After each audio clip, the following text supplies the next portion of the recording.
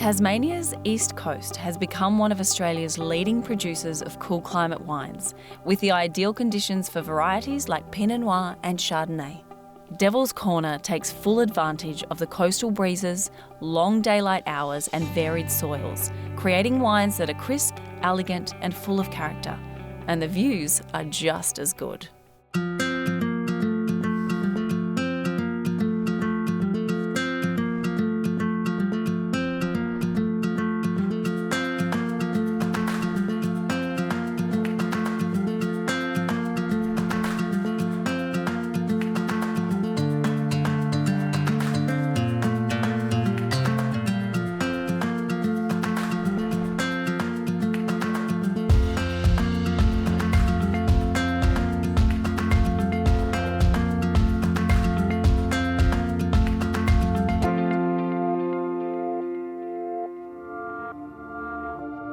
Today, I'm visiting the iconic Tasmanian landmark, instantly familiar to any who's toured the East Coast.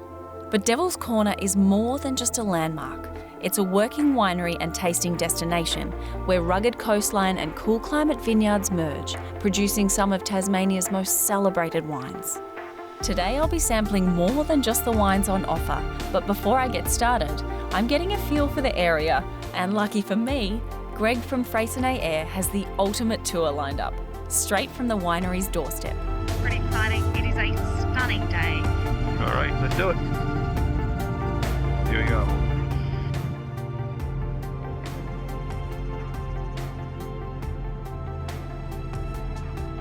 The Devil's Corner Vineyard stretches down into that right-hand far corner.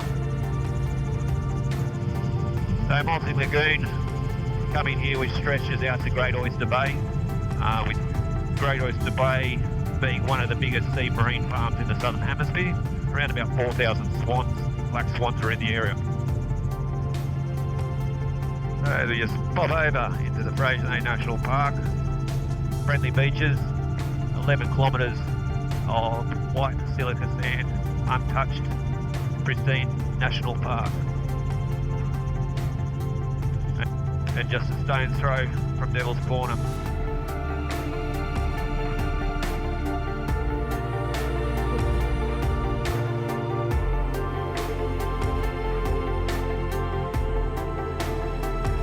It's the best coastline in Australia.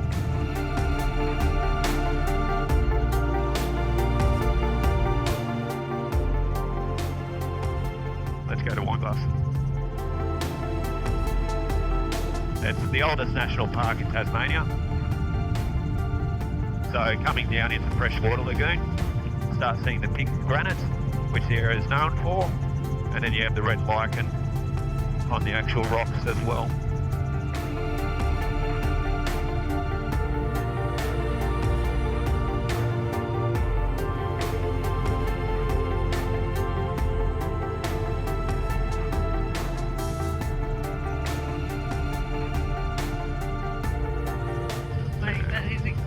Wineglass Bay.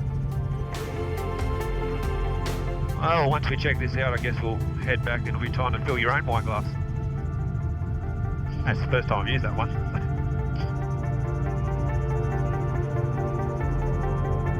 Mount Freycinet, Mount Graham. Alrighty, we better head back.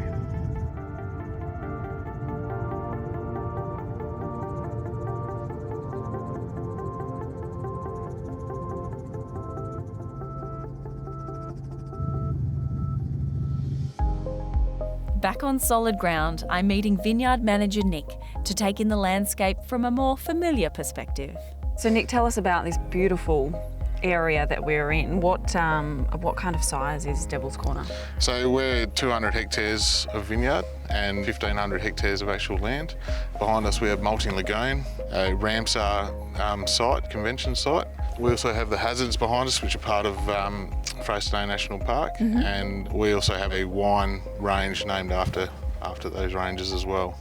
As Devil's Corner, how long have you been here for? What's the history on that? The property actually was granted to a fella from England in 1830. His name was Thomas Watson. So he fought in the Napoleonic Wars, and he came over and established this property as a stock property. As you can see behind us, we have a cemetery, which he's actually buried in his full Napoleonic uniform. And there's also a few other family members here. And how did this site become Devil's Corner? Browns took this site over in 2012. It was originally planted in 2005, so we're kind of celebrating the 20 years of the vines being in the ground, and they're starting to produce some amazing fruit. Devil's Corner is just a brand that's been focusing on producing those premium style Tasmanian wines since that 2012. And tell me a little bit more about the site itself. So you are certified organic? So we are a member of Sustainable Wine Growing Australia. So we've been certified since 2020. Yeah. So just to focus on making sure we're not harming the land, leaving it better than what we came in at, and just being more efficient in the way we use our inputs into the vineyard. So a bit of an idea of location-wise. So lagoon behind us, you've got two rivers that come in, and we're on the east coast of Tassie. Yeah, so Malting Lagoon is tidal fed as well as river fed. So we have a river to the south called the Swan River, and just behind us we have another one called the Apsley River, and they both feed into this lagoon. So the water's actually brackish. I don't think it's more than 4 or 5 foot deep. And that water quality can change from season to season, especially with the flow of water coming in and the tidals, the tidal patterns that we get. We don't use the irrigation from the lagoon at all because it's brackish water. So we actually have a 500 megalitre dam. All that water is collected from the Dollarite hills around us, and we use that to irrigate. We also have water licences from the river systems, which we take as minimal water as we can from during those times. I mean, everybody, sort of sees Tassie as being really lush and green, and, a lot of water, but you're fairly you're on the dryish scale. We get about 600 mil of rain per year. I mean, the north gets a few more growing degree days than us up there, but we're pretty moderate in temperature, so we get that maritime climate coming through. We get the cool nights, there's almost the sea breeze coming in, but we get these really nice sunshiny days and get a really good moderate temperature. That just helps us allow to ripen that extended ripening period of fruit and get those really, with the sunlight, getting those big fruit flavours and balanced fruit coming out of it. So, great. And you're pretty much at the end of vintage at the moment, is that right? Pretty close. Busy not far off. So how did it go? I think most of Tasmania this year is seeing some really good crops. So it's a real boost to the last few years of a few wet seasons and a few lower yielding crops. So this season, I think there's going to be a lot of happy vineyard managers and winemakers around. Great. And fabulous. Is there anything still on vine that we can have a look at? Yeah, let's go have a look at some Pinot. All right, awesome. Let's do it.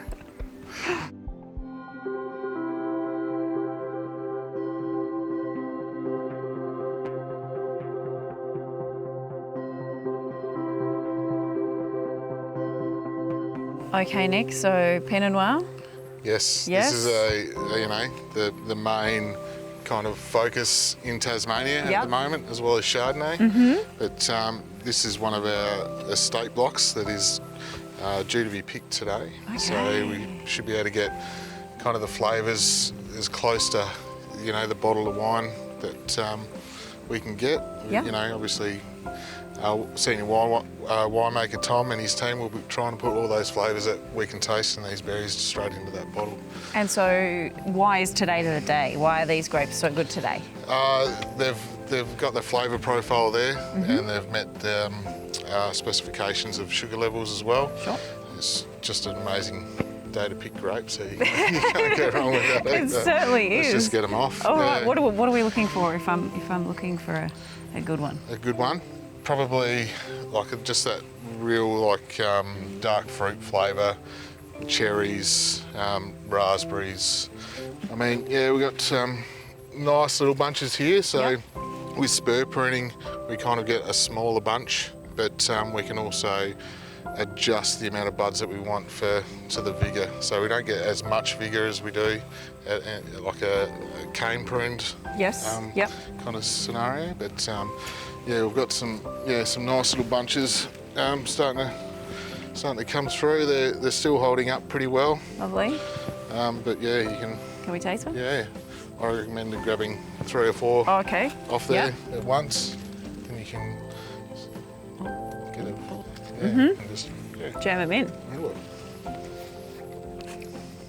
So pretty, a bit of sweetness and Delicious. yeah, pretty nice at the moment. Yeah. Yum. Yeah.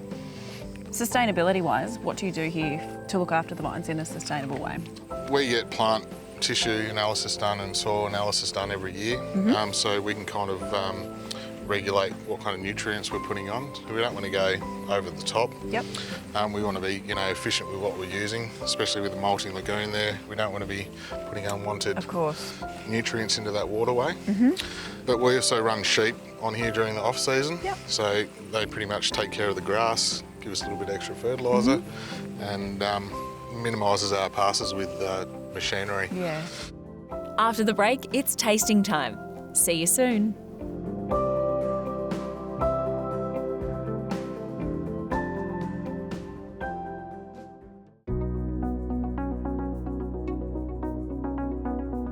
I'm at Devil's Corner on Tasmania's east coast, where there are plenty of places to take in the views with a glass in hand. So I'm sitting down with the senior winemaker Tom to taste some of what's on offer. We're in the most amazing Devil's Den, looking out towards the Hazards Mountains out there, over the malting lagoon, over our vineyard, more importantly, I suppose. But it's a special private sort of tasting area. We have this amazing bar behind us which seats about 16, where I've done sort of guided tastings through there. We've got tables in here where you can come and eat and get food from our store holders upstairs, the amazing ocean marine farm, get some fish and chips or oysters and things like that. We'll enjoy some beautiful sparkling like we're going to later on. But it really is a stunning outlook here towards the Hazards and the malting lagoon and that beautiful Freycinet National Park. It certainly is. Can you talk me through a bit of the range that we are going to be tasting today? Yeah, I think we're going to start with the Devil's Corner Sparkling today, which is one of the variety that's put Tasmania on the map. Tasmania is all about its cool climate, and that retains acidity and flavours and aromas, just the length of the season. What you find in a warm climate is that those flavours can get burnt off by things ripening too quickly. Okay. Cold nights, warm sunny days gives that acidity, and that's the backbone of great sparkling wine as well. This is our Devil's Corner Sparkling. This is the Resolution, which we have a whole range about with the black label type thing, which is one of the ships that came across from the English when the settlers first came across. Cheers. Cheers, thank you very much.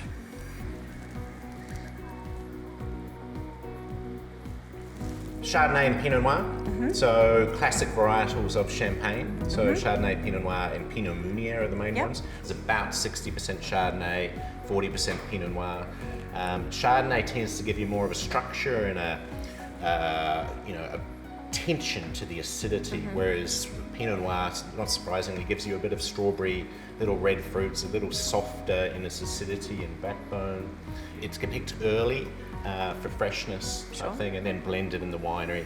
And this one goes through a Charmat process, so that's a pressure tank fermentation. So it's not methode champenois, which our Piri sparklings are. But we think it's got great complexity and a freshness that goes through with that, and really great for celebrations and things like that. Pinot Noir is a unique red varietal. Cabernet Sauvignon or Shiraz, which are those classic sort of Australian varietals, are quite thick-skinned, and so they're suited for warm climates. Whereas Pinot Noir, if it's in that heat, they just overheat and become quite jammy. So it needs to be in a cool climate. So Tasmania is pretty perfect.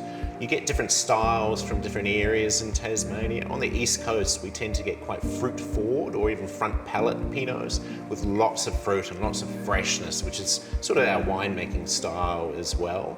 But you do need that length of cool climate where you're not getting too many 30-degree days or over to retain those aromatics and just the skins not to get overripe. So we'll start with our sort of Devil's Corner core range here. It's a 2023 vintage. Vintage is quite an important part of Pinot Noir and all wines, especially in Tasmania, is you do have this cool climate, so sometimes you get warmer years, sometimes you get cooler years, sometimes you get difficult years. Now swirling, I don't know if people are into swirling, that lifts the aromatics, so that's the main reason that people swirl type that. I'm trying to get better at the swirl. So you swirl.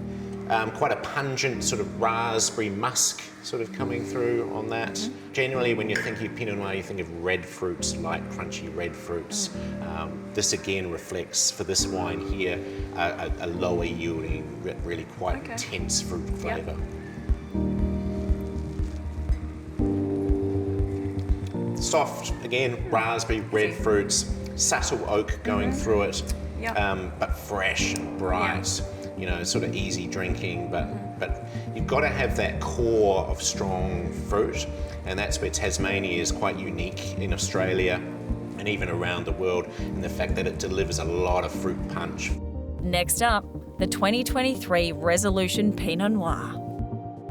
So again, 2023 vintage. Straight away when you smell this versus the first wine, there's a savoury lift to it, which is that oak maturing. Whereas I'd say that wine was probably more fresh and fruity and crunchy. And that's probably, some people might call it your daily drinker, whereas it's a more serious sort of weekend wine or wine you might have with your dinner This is type Friday, thing. Saturday. Yeah.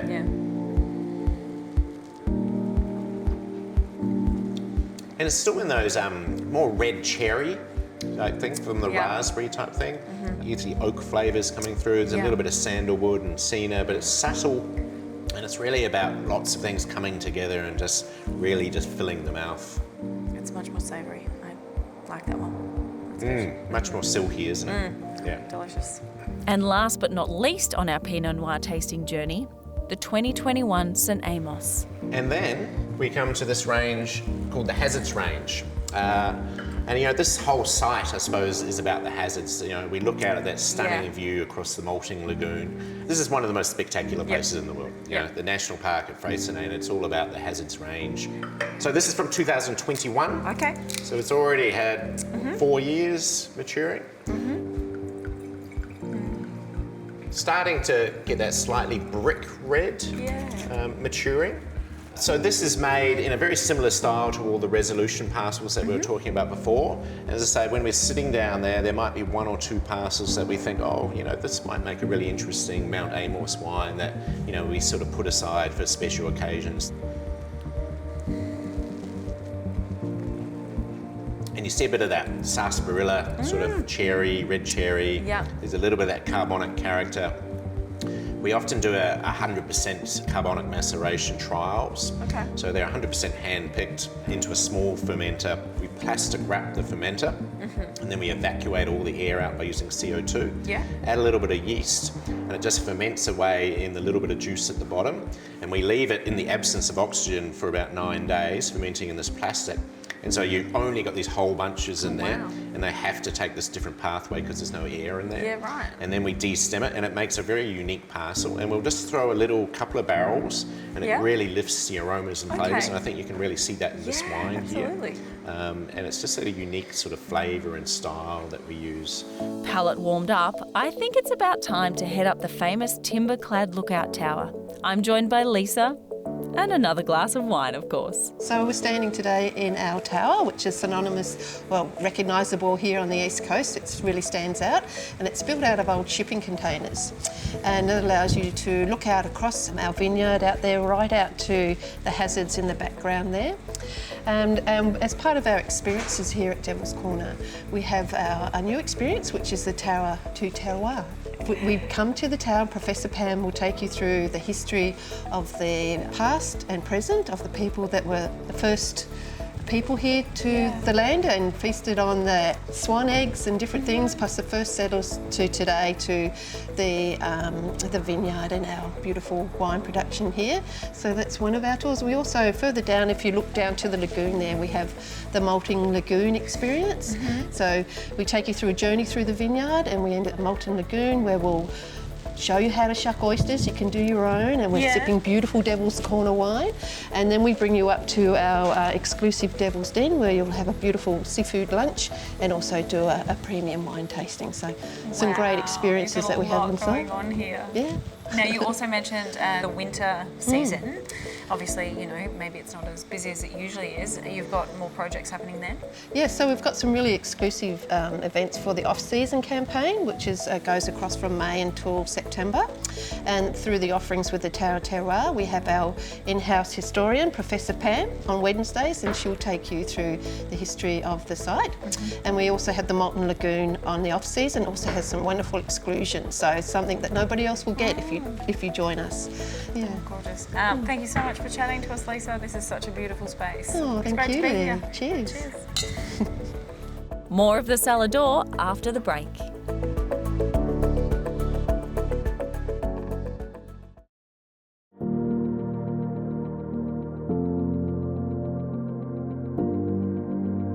I'm at Devil's Corner, 2 hours from Hobart, up Tasmania's east coast.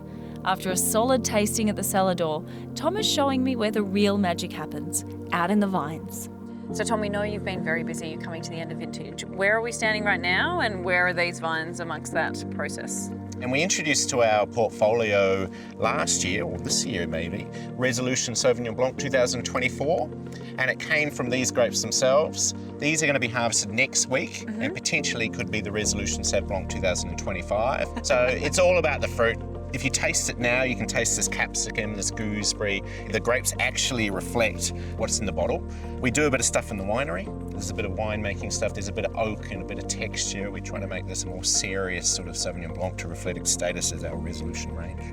Okay, so can we taste it? Like, what are we looking for here on the vines right now to let us know that you're going to pick them next week?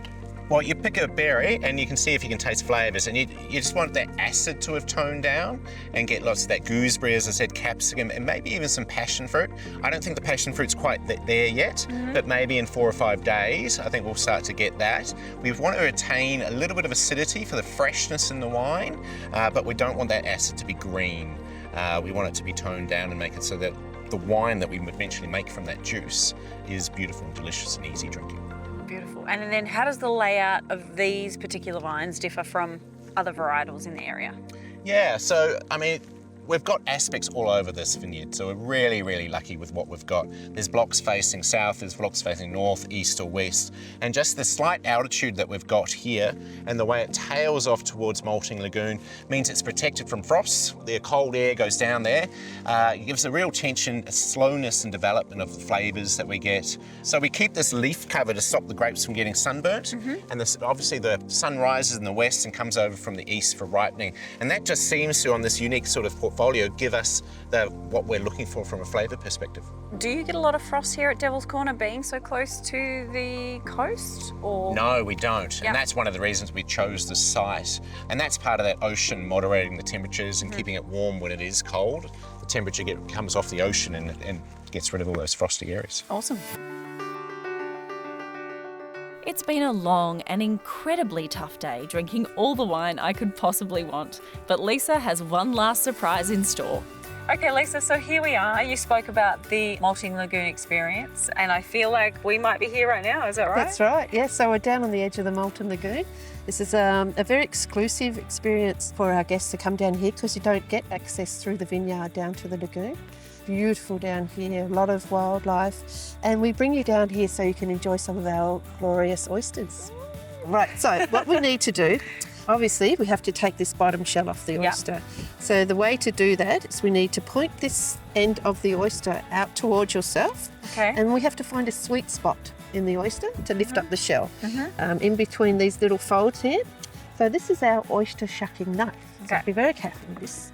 And we're just popping it in, getting in between the layers there, and you'll feel it just gradually opening up. And once you've got that, you don't want to go too far in because you're going to ruin the oyster. Sure. So we're just gradually edging it in a little way, and then we're going to pull the knife, put some pressure on towards us, and we're going to lift up the shell like that. Okay. Then underneath the shell here, it's actually joined to the bottom of the oyster there, and we just need to cut that slightly there, lift the lid off, and there you have your beautiful Pacific oyster. Okay. Have that. Glorious. All right. So, thumb towards the end there, pushing it down. Sure. And then... Okay, pick me a good one. Okay, so or an easy one, right. I should say. This looks like a good one. Okay. So you need to point that towards you, remember? Towards my belly. Just ever so gently and If it doesn't feel like it's Oh, on, yeah. there we There go. it is. There it is. Okay. Oh, you're a pro at this. You've done this before, Lee. Sure. Okay. Yeah, lever it up. All right. Oh my goodness. Okay. Okay. So these beautiful oysters go perfectly well with our sparkling cuvee. Okay. Yeah. All right. Let's Maybe open we need it. to, you know. Oh, thanks, Lisa. You're welcome. And so, more about the Malting Lagoon experience. So it's about a 3-hour adventure. Okay. So you meet us at the Cellar Door, and we bring you down here to Malting Lagoon, and we have oysters and some beautiful wine. And then we return back to Cellar Door for a glorious seafood lunch in the Devil's Den, and that's an exclusive space that we have in our underground cellar. And oh, there we go. Such a good sound. Thanks. And we also do a tasting of some more of our beautiful wine at the Devil's Den. It's a perfect location. It is gorgeous. Thank you so much for showing me this and for bringing me down here, and just thank you for a lovely day. It's been my pleasure. Cheers, Lou. Thanks, Lisa.